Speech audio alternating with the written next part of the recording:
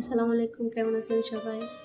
অনেক মজাদার বিরিয়ানি। সরিষার তেল দিয়ে দিলাম, সাথে পেঁয়াজ দিলাম। পেঁয়াজ দিয়ে নাড়াচাড়া করে রসুন, আদা বাটা দিয়ে দিলাম। হালকা কিছুক্ষণ নাড়াচাড়া করে এর ভিতরে দিয়ে দিব গরুর মাংস।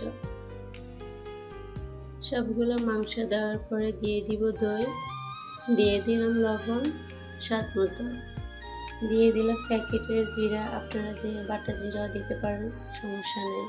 কিছুক্ষণের জন্য ঢাকনা দিয়ে রাখলাম। দেখেন ঢাকনা দেওয়ার পরে এমন হয়েছে, আমি পানি দিইনি। কাঁচামরিচ দিলাম, কাঁচামরিচ দিয়ে নেড়ে ছেড়ে রেখে দিলাম। এটা হয়ে গেল। পরে আবার চালের জন্য রেডি করলাম রসুন, আদা বাটা, পেঁয়াজ, সরিষার তেল দিয়ে একসাথে করে চালগুলো দিয়ে দিলাম। দেওয়ার পরে কিছুক্ষণ নাড়াচাড়াই স্বাদ মতো পরিমাণ মতো পানি দিয়ে দিব। মনে রাখবেন চাল দেখে হিসাব করে পানি দেবেন। কাঁচামরিচ দিয়ে দিলাম, সিদ্ধ করা আলু দিয়ে দিলাম, দিয়ে ঢাকনা দিয়ে রাখলাম। দেখেন আস্তে আস্তে হয়ে যাচ্ছে। শেষে মাংসগুলো দিয়ে দিলাম। আর যাই বলেন, দোকানেরগুলোর ঘরের তৈরিগুলো অন্যরকম মজাদার। মশলা দেখতে যেমন সুন্দর হয়েছে, খেতে তেমন মজাদার হবে। অবশ্যই সবাই কমেন্টে বলবেন কেমন হয়েছে।